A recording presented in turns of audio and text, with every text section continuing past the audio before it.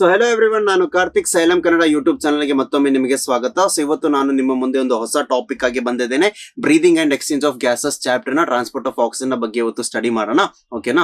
So ಇವತ್ತಿನ ನಮ್ಮ topic ಅನ್ನ ಸ್ಟಾರ್ಟ್ ಮಾಡೋದಕ್ಕಿಂತ ಮುಂಚೆ ಪ್ರತಿ ವಿಡಿಯೋದಲ್ಲೂ ನಾನು ನಿಮಗೆ ರಿಮೈಂಡ್ ಮಾಡ್ತಾ ಇರ್ತೇನೆ, ನಮ್ಮ ಯೂಟ್ಯೂಬ್ ಚಾನಲ್ ಅಲ್ಲಿ ನೀಟ್ ರಿಲೇಟೆಡ್ ಅಂತ ಟಾಪಿಕ್ ವಿಡಿಯೋಸ್ಗಳು ಡೈಲಿ ಅಪ್ಲೋಡ್ ಆಗ್ತಾ ಇರುತ್ತೆ. ಸೊ ಇದೆಲ್ಲ ನಿಮಗೆ ರೆಗ್ಯುಲರ್ಲಿ ಸಿಗ್ತಾ ಇರಲಿ ಅಂತ ಹೇಳ್ಕೊಂಡು ನಮ್ಮ ಚಾನಲ್ ನ ಸಬ್ಸ್ಕ್ರೈಬ್ ಮಾಡ್ಲಿಕ್ಕೆ ಮರಿಬೇಡಿ. ಅಟ್ ದ ಸೇಮ್ ಟೈಮ್ ನಾವು ಪಾಠ ಮಾಡುವಂತ ಸ್ಲೈಡ್ಸ್ ಅಥವಾ ನೋಟ್ಸ್ಗಳು ನಿಮಗೆ ಬೇಕಿದ್ದಲ್ಲಿ ವಿಡಿಯೋ ಡಿಸ್ಕ್ರಿಪ್ಷನ್ ಅಥವಾ ಕಾಮೆಂಟ್ ಸೆಕ್ಷನ್ ಅಲ್ಲಿ ಲಿಂಕ್ ಅನ್ನು ನಾವು ಕೊಟ್ಟಿರ್ತೇವೆ ವಾಟ್ಸ್ಆಪ್ ಕಮ್ಯುನಿಟಿ ಚಾನಲ್ಗೆ. ಆ ಲಿಂಕ್ ಅನ್ನು ಕ್ಲಿಕ್ ಮಾಡ್ಕೊಂಡು ನಮ್ಮ ಕಮ್ಯುನಿಟಿ ಚಾನಲ್ಗೆ ಜಾಯ್ನ್ ಆಗಿ ಅಲ್ಲಿಂದ ನಮ್ಮ ಸ್ಲೈಡ್ಸ್ ಅಥವಾ ನೋಟ್ಸ್ ಗಳನ್ನ ನೀವು ಆಕ್ಸೆಸ್ ಮಾಡ್ಕೊಬಹುದು. ಓಕೆನಾ? ಸೊ ಹಾಗಿದ್ರೆ ನಮ್ಮ ಇವತ್ತಿನ ಟಾಪಿಕ್ ಅನ್ನ ಸ್ಟಾರ್ಟ್ ಮಾಡೋಣ. ಇವತ್ತು ನಾವು ಕಲಿಯಕ್ಕೆ ಹೋಗ್ತಿರುವಂತದ್ದು ಟ್ರಾನ್ಸ್ಪೋರ್ಟ್ ಆಫ್ ಆಕ್ಸಿಜನ್ ಬಗ್ಗೆ. ಸೊ ಈ ಟ್ರಾನ್ಸ್ಪೋರ್ಟ್ ಆಫ್ ಆಕ್ಸಿಜನ್ ಅಲ್ಲಿ ನಾವು ಬೇಸಿಕಲಿ ಆಕ್ಸಿ ಹಿಮೋಗ್ಲೋಬಿನ್ ನ ಮುಖಾಂತರ ಆಗುವಂತಹ ಟ್ರಾನ್ಸ್ಪೋರ್ಟ್ ಗಳು, ಬೇಸಿಕಲಿ ಅದ್ರ ಜೊತೆಗಿನ factors that interfere with the oxy haemoglobin formation ಆಗಿರಬಹುದು. ಅದ್ರ ಜೊತೆಗೆ ಆಕ್ಸಿಜನ್ ಡಿಸೋಸಿಯೇಷನ್ ಕರ್ವ್ ODC ನೋಡಬಹುದು, OD ಕರ್ವ್ ಅನ್ನ ನೋಡಬೇಕಾಗುತ್ತೆ, ಬೋರ್ ಎಫೆಕ್ಟ್, ಈ ರೀತಿಯಾದಂತಹ ಇಂಟ್ರೆಸ್ಟಿಂಗ್ ಟಾಪಿಕ್ಸ್ ಗಳನ್ನ ಇವತ್ತಿನ ನಮ್ಮ ವಿಡಿಯೋ ಸೆಷನ್ ಅಲ್ಲಿ ನಾವು ಕವರ್ ಮಾಡೋಣ. ಓಕೆನಾ? ಸೊ ಹಾಗಿದ್ರೆ ನಾವು ಟ್ರಾನ್ಸ್ಪೋರ್ಟ್ ಆಫ್ ಆಕ್ಸಿಜನ್ ಗೆ ಸ್ಟಾರ್ಟ್ ಮಾಡೋಣ. ಓಕೆ, ಸೊ ಆಕ್ಸಿಜನ್ ಟ್ರಾನ್ಸ್ಪೋರ್ಟ್ ನಡೆಯುವಂತದ್ದು ಬೇಸಿಕಲಿ ಬ್ಲಡ್ ಆಕ್ಸಿಜನ್ ಟ್ರಾನ್ಸ್ಪೋರ್ಟ್ ಅನ್ನು ನಡೆಸುವಂತದ್ದು ಅಲ್ವಾ? ಸೊ ಬ್ಲಡ್ ಏನ್ ಮಾಡುತ್ತೆ, ಆಕ್ಸಿಜನ್ ತಗೊಂಡೋಗಿ ಲಂಗ್ಸ್ ಟು ಟಿಶ್ಯೂಸ್ ಗಳಿಗೆ ಕಳಿಸ್ಕೊಡುತ್ತೆ. ಟಿಶ್ಯೂಸ್ ಗಳು ಆಕ್ಸಿಜನ್ ನ ಯೂಟಿಲೈಸ್ ಮಾಡ್ಕೊಂಡು ಕೆಟಬಾಲಿಕ್ ರಿಯಾಕ್ಷನ್ಸ್ ಅನ್ನ ನಡೆಸಿ ಕಾರ್ಬನ್ ಡೈಆಕ್ಸೈಡ್ ನ ರಿಲೀಸ್ ಮಾಡುತ್ತೆ. ಆ ಕಾರ್ಬನ್ ಡೈಆಕ್ಸೈಡ್ ನ ಬ್ಲಡ್ ತಗೊಂಡೋಗಿ ಟಿಶ್ಯೂಸ್ ಟು ಆಲ್ವಿಯೋಲಾರ್ ಸೈಡ್ ಗೆ ಕಳಿಸ್ಕೊಡುತ್ತೆ. ಓಕೆನಾ? ಸೊ ಬ್ಲಡ್ ಆಕ್ಸಿಜನ್ ನ ಕ್ಯಾರಿ ಟ್ರಾನ್ಸ್ಪೋರ್ಟ್ ಮಾಡಬೇಕಾದ್ರೆ ಅಲ್ಲಿ ನಮಗೆ ಪ್ರಾಮಿನೆಂಟ್ ಆಗಿ ಬರುವಂತದ್ದು ಆಕ್ಸಿ ಹಿಮೋಗ್ಲೋಬಿನ್ ರೀತಿಯಲ್ಲಿ ಅದು ಟ್ರಾನ್ಸ್ಪೋರ್ಟ್ ಮಾಡುವಂತದ್ದು. ಎಷ್ಟು ಪ್ರಾಮಿನೆಂಟ್ ಅಂತ ಹೇಳಿದ್ರೆ 97% ಅದೇ ರೀತಿ ಟ್ರಾನ್ಸ್ಪೋರ್ಟ್ ಆಗುವಂತದ್ದು. ಓಕೆನಾ? ಸೊ ಇನ್ನು ಉಳಿದಂತ 3% ಏನಿದೆಯಲ್ಲ, ಆ 3% ಅನ್ನುವಂಥದ್ದು ಡಿಸಾಲ್ವ್ಡ್ ಸ್ಟೇಟ್ ಥ್ರೂ ಪ್ಲಾಸ್ಮಾದ ರೀತಿಯಲ್ಲಿ ಟ್ರಾನ್ಸ್ಪೋರ್ಟ್ ಆಗುತ್ತೆ. ಓಕೆನಾ? ಸೊ ನೆಕ್ಸ್ಟ್ ನಾವು ಪ್ರಾಮಿನೆಂಟ್ ಆದಂತ ಟ್ರಾನ್ಸ್ಪೋರ್ಟ್ ಆಸ್ ಆಕ್ಸಿ ಹಿಮೋಗ್ಲೋಬಿನ್ ಬಗ್ಗೆ ನೋಡೋಣ. ಆಕ್ಸಿ ಹಿಮೋಗ್ಲೋಬಿನ್ ಅಂತ ಹೇಳಿದ್ರೆ ನಾವು ಆಕ್ಸಿಜನ್ ಮಾಲಿಕ್ಯೂಲು ನಮ್ಮ ಹಿಮೋಗ್ಲೋಬಿನ್ ಜೊತೆ ಸೇರ್ಕೊಂಡಿದೆ. ಓಕೆನಾ? ಸೊ ಹಿಮೋಗ್ಲೋಬಿನ್ ಮಾಲಿಕ್ಯೂಲ್ ಆಕ್ಸಿಜನ್ ಜೊತೆಗೆ ಬೈಂಡ್ ಆಗ್ಬಿಟ್ಟು ನಮಗೆ ಆಕ್ಸಿ ಹಿಮೋಗ್ಲೋಬಿನ್ ಫಾರ್ಮೇಶನ್ ಆಗುತ್ತೆ. ಆಕ್ಸಿ ಹಿಮೋಗ್ಲೋಬಿನ್ ಫಾರ್ಮೇಶನ್ ಆಗುತ್ತೆ. ಓಕೆನಾ? ಸಿ ಆಕ್ಸಿ ಹಿಮೋಗ್ಲೋಬಿನ್ ಜೊತೆ ಫಾರ್ಮೇಶನ್ ಆಗುವಂಥದ್ದು ರಿವರ್ಸಿಬಲ್ ಮ್ಯಾನರ್ ಅಲ್ಲಿ ನಡೆಯುವಂಥದ್ದು. ಓಕೆನಾ? ಸೊ ಹಿಮೋಗ್ಲೋಬಿನ್ ಆಕ್ಸಿಜನ್ ಜೊತೆಗೆ ಬೈಂಡ್ ಆಯ್ತು, ಬಟ್ ಅದು ಟಿಶ್ಯೂಸ್ಗೆ ಕಳಿಸ್ಕೊಡ್ತಾ ಇಲ್ಲ ಅಂತ ಹೇಳಿದ್ರೆ ದೇರ್ ಇಸ್ ನೋ ಯೂಸ್ ಅಲ್ವಾ ಬೇಸಿಕಲಿ. ಸೊ ಹಿಮೋಗ್ಲೋಬಿನ್ ಆಕ್ಸಿಜನ್ ಜೊತೆಗೆ ಬೈಂಡ್ ಆಗಿ ಟಿಶ್ಯೂಸ್ ಗಳಿಗೆ ಬಂದಾಗ ಅದು ಕಂಡೀಷನ್ಸ್ ಗಳು ಚೇಂಜ್ ಆಗಿ ಅಕಾರ್ಡಿಂಗ್ ಟು ದಟ್ ಕಂಡೀಷನ್ಸ್ ಅದನ್ನ ಆಕ್ಸಿಜನ್ ನ ಟಿಶ್ಯೂಸ್ ಗಳಿಗೆ ಕಳಿಸ್ಕೊಡುತ್ತೆ. ಓಕೆನಾ? ಸೊ ಈ ರೀತಿ ಆಕ್ಸಿಜನ್ ಪ್ಲಸ್ ಹಿಮೋಗ್ಲೋಬಿನ್ ನಾವು ಆಕ್ಸಿ ಹಿಮೋಗ್ಲೋಬಿನ್ ಫಾರ್ಮೇಶನ್ ಆಗುವಂಥದ್ದು. ಸೊ ಹಿಮೋಗ್ಲೋಬಿನ್ ಮಾಲಿಕ್ಯೂಲ್ ಅನ್ನುವಂಥದ್ದು ನಾವು ಸಣ್ಣ ಕ್ಲಾಸಿಂದನೂ ಕಲಿತಾ ಬಂದಿದ್ದೇವೆ. ನಮ್ಮ ಬ್ಲಡ್ ಗೆ ರೆಡ್ ಕಲರ್ ಕೊಡುವಂತ ಪಿಗ್ಮೆಂಟ್ ನ ರೀತಿಯಲ್ಲಿ ನಾವು ಕಲಿತಾ ಬಂದಿದೀವಲ್ವಾ. ಹಿಮೋಗ್ಲೋಬಿನ್ ಇಸ್ ಬೇಸಿಕಲಿ ಅಯರ್ನ್ ಇರುತ್ತೆ, ಫೆರಸ್ ಫಾರ್ಮ್ ಅಲ್ಲಿ ಇರುವಂತ ಅಯರ್ನ್, ಫೆರಸ್ ಫಾರ್ಮ್ ಅಲ್ಲಿ ಅಯರ್ನ್ ಇರುವಂತದ್ದನ್ನ ಅಯರ್ನ್ ಕಂಟೈನಿಂಗ್ ಪ್ರೋಟೀನ್ ಪಿಗ್ಮೆಂಟ್. ಓಕೆನಾ? Iron containing protein pigment haemoglobin ಅಂತ ಹೇಳಿದ್ರೆ. ಓಕೆ, ಸೊ ಈ ಹಿಮೋಗ್ಲೋಬಿನ್ ಮಾಲಿಕ್ಯೂಲ್ ಅನ್ನುವಂಥದ್ದು, ಒಂದು ಹಿಮೋಗ್ಲೋಬಿನ್ ಮಾಲಿಕ್ಯೂಲ್ ಅನ್ನುವಂಥದ್ದು 4O2 ಮಾಲಿಕ್ಯೂಲ್ಸ್ ಗಳ ಜೊತೆಗೆ ಬೈಂಡ್ ಆಗಬಹುದು. ಓಕೆನಾ? 4O2 ಮಾಲಿಕ್ಯೂಲ್ಸ್ ಜೊತೆಗೆ ಬೈಂಡ್ ಆಗಬಹುದು. ಸೊ ಈ ರೀತಿ ಬೈಂಡ್ ಆಗಿ ಆಕ್ಸಿ ಹಿಮೋಗ್ಲೋಬಿನ್ ಫಾರ್ಮೇಶನ್ ಆಗುವಂಥದ್ದು ಡಿಪೆಂಡ್ ಆಗುವಂಥದ್ದು, it depends primarily on partial pressure of oxygen ನ ಬೇಸಿಸ್ ಅಲ್ಲಿ. Okay, depends primarily on PO2 partial pressure of oxygen ನ ಮೇಲೆ. ಸೊ ಹಾಗಾಗಿ ನಾವು ಹೇಳ್ಬೋದು when PO2 is high, PO2 ಅನ್ನುವಂಥದ್ದು ಹೈ ಆಗಿ ಇದ್ದಾಗ ನಮಗೆ basically oxy haemoglobin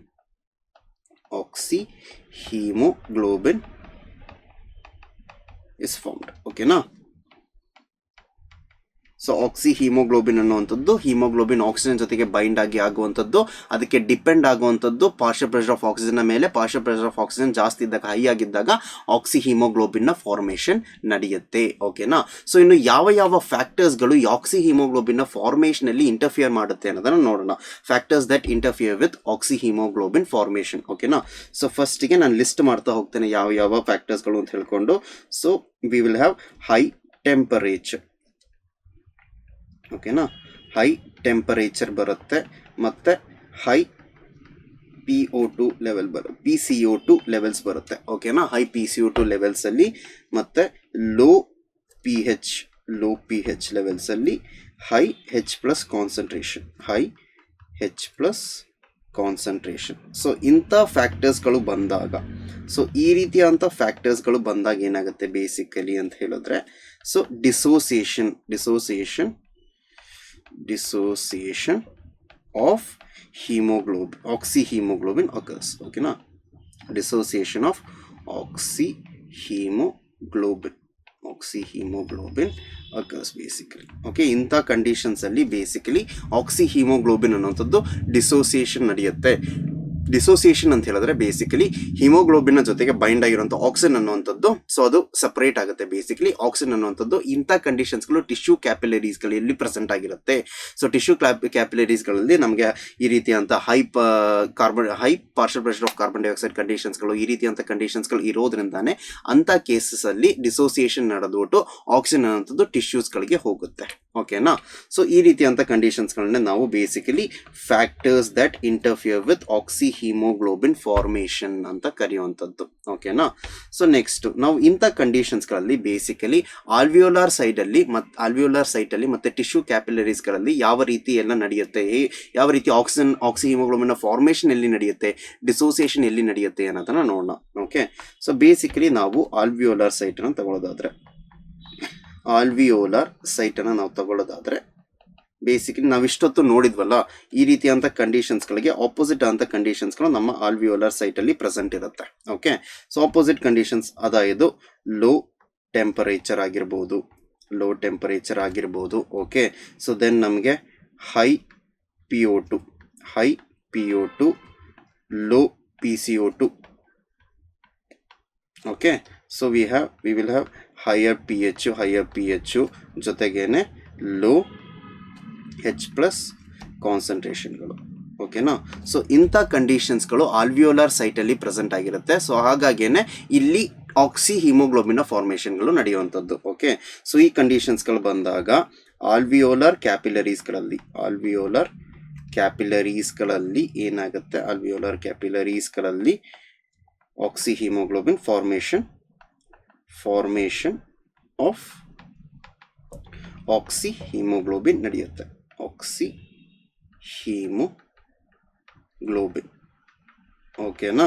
so low temperature ಆಗಿರ್ಬೋದು, high partial pressure of oxygen, high PO2 condition, low PCO2 conditions, ಮತ್ತು ಹೈ pH ಅಂದರೆ ಲೋ H+ ಕಾನ್ಸಂಟ್ರೇಷನ್, ಇಂಥ ಸೆಕ್ಷನ್ಸಲ್ಲೆಲ್ಲ ಬೇಸಿಕಲಿ ಆಲ್ವಿಯೋಲಾರ್ ಕ್ಯಾಪಿಲರೀಸ್ಗಳಲ್ಲಿ ಇಂಥ ಕಂಡೀಷನ್ಸ್ಗಳಿದೆ.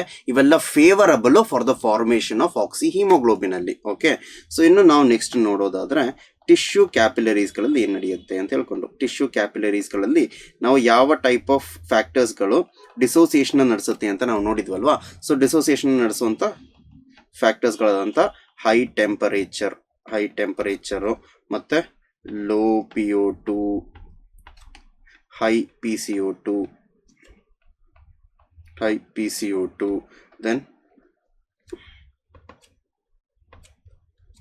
ಲೋ pH, ಹೈ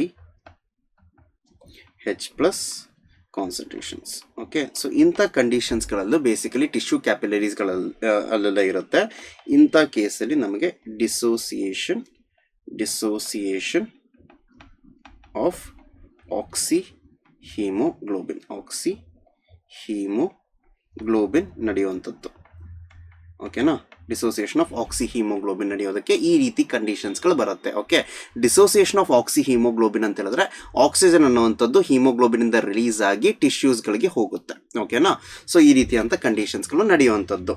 ನೆಕ್ಸ್ಟ್ ನಾವು ಇದರ ಬೇಸಿಸಲ್ಲಿ ನಾವೊಂದು ಆಕ್ಸಿಜನ್ ಡಿಸೋಸಿಯೇಷನ್ ಕರ್ವನ್ನು ನಾವು ಮಾಡ್ತೀವಿ. ಓಕೆನಾ? ಆಕ್ಸಿಜನ್ ಡಿಸೋಸಿಯೇಷನ್ ಕರ್ವ್ ಅನ್ನೋದು, ಈ ಆಕ್ಸಿಜನ್ ಡಿಸೋಸಿಯೇಷನ್ ಕರ್ವ್ ನಮಗೆ ಸಿಗುವಂಥದ್ದು ಬೇಸಿಕಲಿ ನಾವು ಪಾರ್ಷಿಯಲ್ ಪ್ರೆಷರ್ ಆಫ್ ಆಕ್ಸಿಜನ್ ಅನ್ನ ನಾವು percentage saturation of haemoglobin with oxygen basically ಇದ್ರ ಅಗೇನ್ಸ್ಟ್ ಆಗಿ ನಾವು ಪ್ಲಾಟ್ ಮಾಡಿದಾಗ ನಮಗೊಂದು ಸಿಗ್ಮಾಯ್ಡ್ ಕರ್ವ್ ಇಲ್ಲಿ ಸಿಕ್ಕಿದೆ ಅಲ್ವಾ. ಸೊ ಬೇಸಿಕಲಿ ನಮಗೆ ಇಂಥ ಕೇಸಲ್ಲಿ ಒಂದು ಸಿಗ್ಮಾಯ್ಡ್ ಕರ್ವ್ ನಮಗೆ ಸಿಕ್ಕಿದೆ. Sigmoid S shaped curve, sigmoid ಅಂತ ಹೇಳಿದ್ರೆ ಎಸ್ ಶೇಪ್ಡ್ ಕರ್ವ್ ನಮಗೆ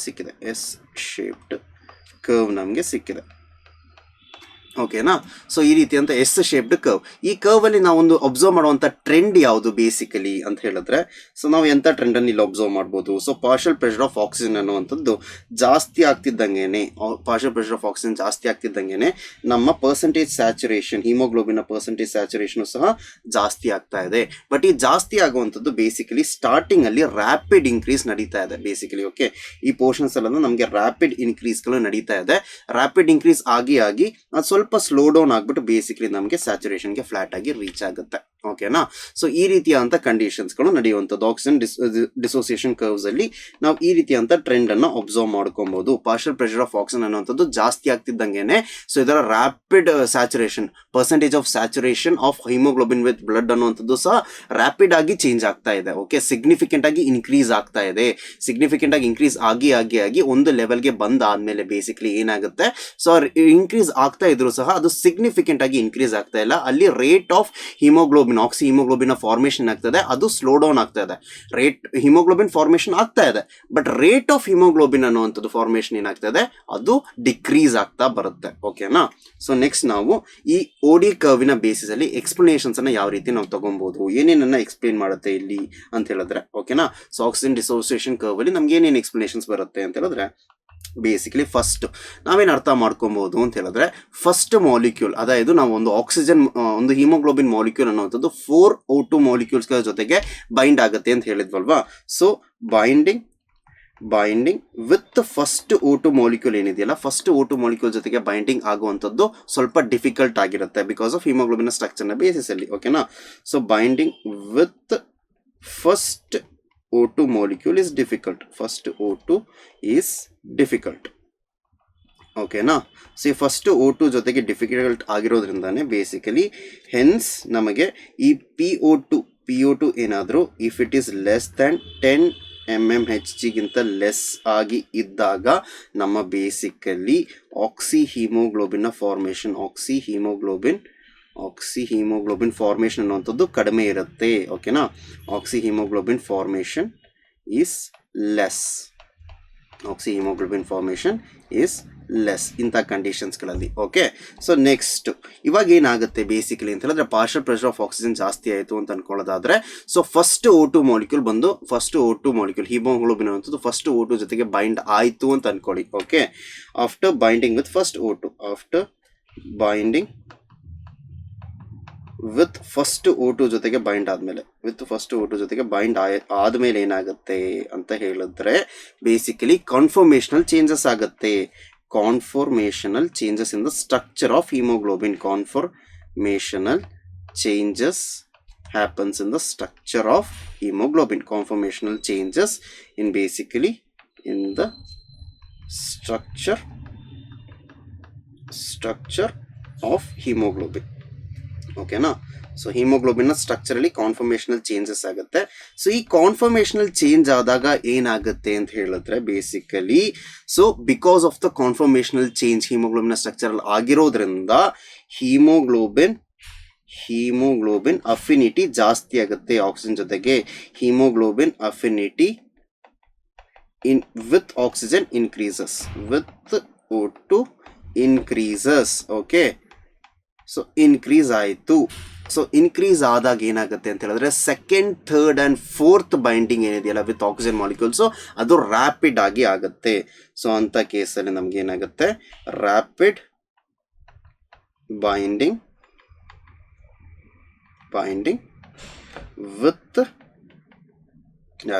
with second, third and fourth O2 molecules. ಓಕೆನಾ. ಫೋರ್ತ್ O2 ಮಾಲಿಕ್ಯೂಲ್ಸ್ಗಳ ಜೊತೆಗೆ ಬೈಂಡಿಂಗ್ ಅನ್ನುವಂಥದ್ದು ರ್ಯಾಪಿಡ್ ಆಗುತ್ತೆ.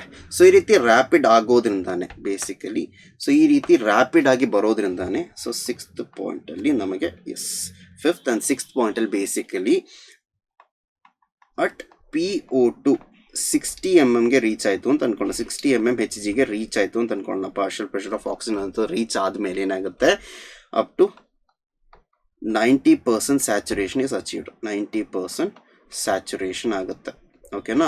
ಸೊ ಇಲ್ಲಿ ನಮಗೆ ಸಿಗ್ನಿಫಿಕೆಂಟ್ ಆದಂಥ ಇನ್ಕ್ರೀಸ್ ಆಗ್ತಾ ಇದೆ ಸ್ಯಾಚುರೇಷನ್ನ ಕೇಸಲ್ಲಿ. ಓಕೆ. ಹಿಮೋಗ್ಲೋಬಿನ್ನ ಬೈಂಡಿಂಗ್ ಅನ್ನುವಂಥದ್ದು ಸಿಗ್ನಿಫಿಕೆಂಟ್ಲಿ ಜಾಸ್ತಿ ಆಗ್ತಾ ಇದೆ. ಸೊ ಜಸ್ಟ್ 60 PO2 ಅನ್ನುವಂಥದ್ದು 60 mmHgಗೆ ಬರ್ತಿದ್ದಂಗೆ 90% ಸ್ಯಾಚುರೇಷನ್ಗೆ ರೀಚ್ ಆಗಿಬಿಡುತ್ತೆ. ಓಕೆನಾ.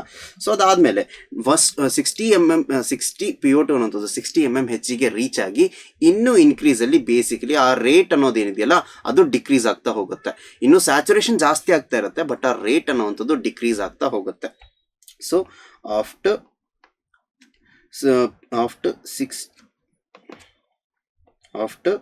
the PO2 increases increases from 60 mm ಇಂದ ಜಾಸ್ತಿ ಆಯಿತು, 60 mmHg ಇಂದ ಜಾಸ್ತಿ ಆದಮೇಲೆ ಬೇಸಿಕಲಿ ಏನಾಗುತ್ತೆ, so it decreases the rate of oxyhaemoglobin formation. Okay, ಆಕ್ಸಿಹಿಮೋಗ್ಲೋಬಿನ್ನ ಫಾರ್ಮೇಷನ್ನ ರೇಟು ಕಡಿಮೆ ಆಗ್ತಾ ಹೋಗುತ್ತೆ. Rate of haemoglobin formation. ಓಕೆನಾ, ಸೊ ಹಿಮೋಗ್ಲೋಬಿನ್ ಫಾರ್ಮೇಷನ್. ಸೊ ಹಾಗೇನೆ ನಮ್ಮ ಸಿಗ್ಮಾಯ್ಡ್ ಕರ್ವ್ ಅನ್ನುವಂಥದ್ದು ಫ್ಲಾಟರ್ ಆಗಿ ಬಂದ್ಬಿಡುತ್ತೆ. ಓಕೆನಾ, ಸೊ ನಮ್ಮ ಟಿಪ್ಪಲ್ಲಿ ಬರ್ತಿದ್ದಂಗೆ ಆಲ್ಮೋಸ್ಟ್ ಇಲ್ಲಿ ಫ್ಲಾಟರ್ ಆಗಿ ಬರುವಂಥದ್ದು ಯಾಕೆ, ಸೊ ಆಫ್ಟರ್ 6 PO2 ಅನ್ನುವಂಥದ್ದು ಆಫ್ಟರ್ 60 mmHg ರೀಚ್ ಆದಮೇಲೆ ಸೊ 90 to 100% ಬರುವಂಥ ಇದೇನಿದೆಯಲ್ಲ, ಸೊ ಅದರ ರೇಟ್ ಅನ್ನುವಂಥದ್ದು ಒಂದು ಸ್ಲೋ ಆಗಿಬಿಡುತ್ತೆ. ಬೇಸಿಕಲಿ ಸ್ಲೋ ಆಗಿ ನಮ್ಮ ಕರ್ವ್ ಅನ್ನುವಂಥದ್ದು ಫ್ಲಾಟರ್ ಆಗಿಬಿಡುತ್ತೆ ಬೇಸಿಕಲಿ. ಓಕೆನಾ, ಸರಿ. ಸೊ ಈ ಪಾಯಿಂಟ್ಸ್ಗಳನ್ನ ನಾವು ಇನ್ನೊಮ್ಮೆ ವಿಸಿಟ್ ಮಾಡೋದಾದರೆ, ಸೊ ಸಿಗ್ಮಾಯ್ಡ್ ಕರ್ವ್ನ ಎಕ್ಸ್ಪ್ಲನೇಷನ್ ನೋಡೋದಾದರೆ, ಫಸ್ಟ್ O2 ಜೊತೆಗೆ ಬೈಂಡಿಂಗ್ ಅನ್ನುವಂಥದ್ದು, ಬೈಂಡಿಂಗ್ ವಿತ್ ಫಸ್ಟ್ O2, ಹಿಮೋಗ್ಲೋಬಿನ್ಗೆ ಫಸ್ಟ್ O2 ಜೊತೆಗೆ ಬೈಂಡಿಂಗ್ ಆಗುವಂಥದ್ದು ಡಿಫಿಕಲ್ಟ್ ಆಗಿರುತ್ತೆ. Next PO2, partial pressure of oxygen ಅನ್ನುವಂಥದ್ದು 10 mmHg ಹತ್ತಿರ ಇದ್ದಾಗ ಆಕ್ಸಿ ಹಿಮೋಗ್ಲೋಬಿನ್ ಫಾರ್ಮೇಷನ್ ಅನ್ನುವಂಥದ್ದು ಕಡಿಮೆ ಇರುತ್ತೆ, ಬಹಳ ಕಡಿಮೆ ಇರುತ್ತೆ. ಬಟ್ ಫಸ್ಟ್ O2 ಜೊತೆಗೆ ಬೈಂಡ್ ಆಯಿತು ಅಂತ ಅನ್ಕೊಳ್ಳಿ. After binding with first O2 ನಮ್ಮ ಹಿಮೋಗ್ಲೋಬಿನ್ನ ಸ್ಟ್ರಕ್ಚರಲ್ಲಿ ಕಾನ್ಫರ್ಮೇಷನಲ್ ಚೇಂಜಸ್ಗಳು ನಡೆಯುತ್ತೆ. Conformational changes in the structure of haemoglobin ಅಲ್ಲಿ ನಡೆಯುತ್ತೆ. ಈ ಕಾನ್ಫರ್ಮೇಷನಲ್ ಸ್ಟ್ರಕ್ಚರ್ಸ್ ಚೇಂಜಸ್ ಬರೋದ್ರಿಂದ ಏನಾಗುತ್ತೆ ಅಂತ ಹೇಳಿದ್ರೆ haemoglobin affinity with O2 increase ಆಗುತ್ತೆ. ಇನ್ಕ್ರೀಸ್ ಆದಮೇಲೆ rapid binding with second, third and fourth O2 ಮಾಲಿಕ್ಯೂಲ್ಸ್ಗಳು. ಸೊ ರ್ಯಾಪಿಡ್ ಬೈಂಡಿಂಗ್ ಆಗೋದ್ರಿಂದ ಪರ್ಸೆಂಟೇಜ್ ಆಫ್ ಸ್ಯಾಚುರೇಷನ್ ಅನ್ನುವಂಥದ್ದು ರ್ಯಾಪಿಡ್ ಆಗಿ ಇನ್ಕ್ರೀಸ್ ಆಗ್ತಾ ಬರುತ್ತೆ. ಓಕೆನಾ, ಸೊ ಇಟ್ಸ್ PO2 60 mmHgಗೆಲ್ಲ ರೀಚ್ ಆಗ್ತಿದ್ದಂಗೆ 90% ಸ್ಯಾಚುರೇಷನ್ಗೆ ರೀಚ್ ಆಗಿಬಿಡುತ್ತೆ. ಓಕೆ, ಬಟ್ 90% ಗಿಂತ ಜಾಸ್ತಿ ಆಗಬೇಕು ಅಂತ ಹೇಳಿದ್ರೆ ಆಫ್ಟರ್ ಇದು ಇನ್ಕ್ರೀಸಸ್ ಫ್ರಮ್ 60 mmHg ಇಂದ ಇನ್ಕ್ರೀಸ್ ಆದಮೇಲೆ ಅದೇನಾಗುತ್ತೆ, ಆ rate of oxygen haemoglobin formation ಅನ್ನುವಂಥದ್ದು ಡಿಕ್ರೀಸ್ ಆಗುತ್ತೆ.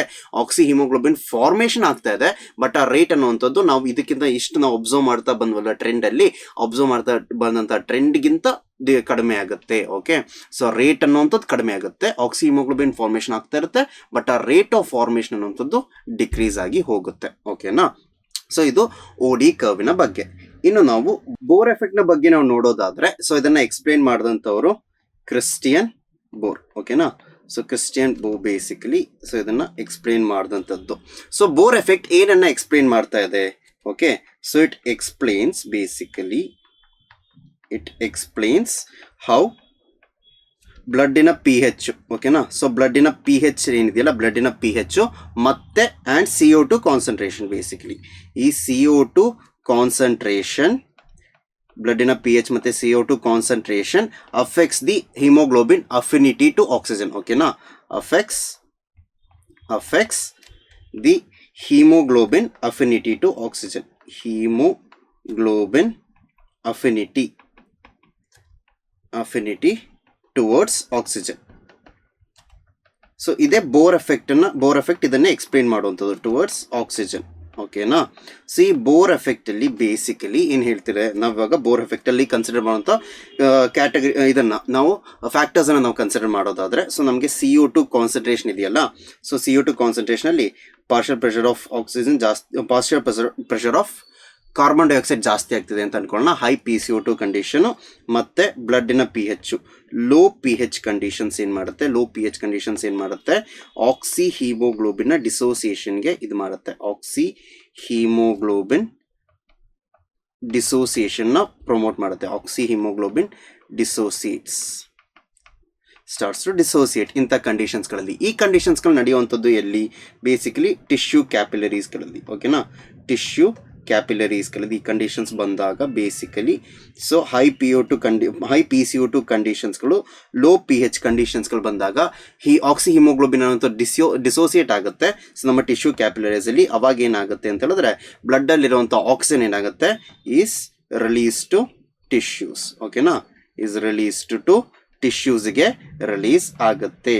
ಸೊ ಈ ಬೋರ್ ಎಫೆಕ್ಟ್ ಅನ್ನುವಂಥದ್ದು ಇದೇನು ಮಾಡುತ್ತೆ ಅಂತ ಹೇಳಿದ್ರೆ ನಮ್ಮ OD ಕರ್ವ್ ಇದೆಯಲ್ಲ, OD ಆಕ್ಸಿಜನ್ ಡಿಸೋಸಿಯೇಷನ್ ಕರ್ವ್ ಇದೆಯಲ್ಲ, so it shifts the OD curve to the right, shifts the OD curve to right. ಓಕೆನಾ, ಟು ರೈಟ್ ಶಿಫ್ಟ್ ಅನ್ನ ಕಾಸ್ ಮಾಡುತ್ತೆ. ಸೊ ರೈಟ್ ಶಿಫ್ಟ್ ಏನು, ಲೆಫ್ಟ್ ಶಿಫ್ಟ್ ಏನು, ಯಾವ್ಯಾವ ಕಂಡೀಷನ್ಸ್ ಅಲ್ಲಿ ಈ ರೀತಿ ಆಗುತ್ತೆ, ಎಲ್ಲೆಲ್ಲಿ ಆಗುತ್ತೆ ಅನ್ನೋದನ್ನ ನಾವು ನೋಡೋಣ. ಓಕೆ, ಸೊ ನೆಕ್ಸ್ಟ್ ನಾವು ಬೇಸಿಕ್ಲಿ ನೋಡೋದಾದ್ರೆ, ಸೊ ನಮ್ಮ ಎಸ್. ಸೊ ಓಡಿ ಕರ್ವ್ ಅನ್ನೋದಿದೆಯಲ್ಲ, ಓಡಿ ಕರ್ವ್ ನಾವು ಪಾರ್ಷಿಯಲ್ ಪ್ರೆಷರ್ ಆಫ್ ಆಕ್ಸಿಜನ್ ಜೊತೆಗೆ ನಾವು ಆಕ್ಸಿ ಹಿಮೋಗ್ಲೋಬಿನ್ ಸ್ಯಾಚುರೇಷನ್ ಏನಿದೆಯಲ್ಲ ಬೇಸಿಕಲಿ ಅದ್ರ ಪರ್ಸೆಂಟೇಜ್ ಏನಿದೆಯಲ್ಲ ಅದನ್ನು ನಾವು ಪ್ಲಾಟ್ ಮಾಡಿದ್ದೀವಿ. ಸೊ ಪ್ಲಾಟ್ ಮಾಡಿದಾಗ ಈ ಓಡಿ ಕರ್ವ್ ಏನಿದೆಯಲ್ಲ, ಓಡಿ ಕರ್ವ್ ಅನ್ನೋದು ಲೆಫ್ಟ್ ಶಿಫ್ಟ್ ಆಗುತ್ತೆ. ಲೆಫ್ಟ್ ಶಿಫ್ಟ್ ಆಗುವಂಥ ಕಂಡೀಷನ್ಸ್ಗಳು ಯಾವ್ದು ಲೋ ಟೆಂಪರೇಚರ್ ಕಂಡೀಷನ್ಸ್ಗಳಾಗಿರ್ಬೋದು, ಮತ್ತು ಲೋ PCO2 ಕಂಡೀಷನ್ಸ್ಗಳು, ಮತ್ತು ಲೋ H+ ಕಾನ್ಸಂಟ್ರೇಷನ್ ಕಂಡೀಷನ್ಸ್ಗಳು. ಇಂಥ ಕಂಡೀಷನ್ಸ್ಗಳಲ್ಲಿ ಏನಾಗುತ್ತೆ, ಸೊ ಲೆಫ್ಟ್ ಶಿಫ್ಟ್ ಆಗುತ್ತೆ. ರೈಟ್ ಶಿಫ್ಟ್ ಆಗುವಂಥದ್ದು basically high temperature, high PCO2 ಕಂಡೀಷನ್ಸ್ಗಳು ಮತ್ತು ಹೈ H+ ಕಾನ್ಸಂಟ್ರೇಷನ್ ಕಂಡೀಷನ್ಸ್ಗಳಲ್ಲಿ ಏನಾಗುತ್ತೆ, ರೈಟ್ ಶಿಫ್ಟ್ ಆಗುತ್ತೆ. ಓಕೆನಾ. ಸೊ ಈ ಬೋರ್ ಎಫೆಕ್ಟ್ ಅನ್ನುವಂಥದ್ದು ರೈಟ್ ಶಿಫ್ಟನ್ನು ಕಾಸ್ ಮಾಡುತ್ತೆ ಅಂತ ನಾವು ಆಲ್ರೆಡಿ ನೋಡಾಗಿದೆಯಲ್ವಾ.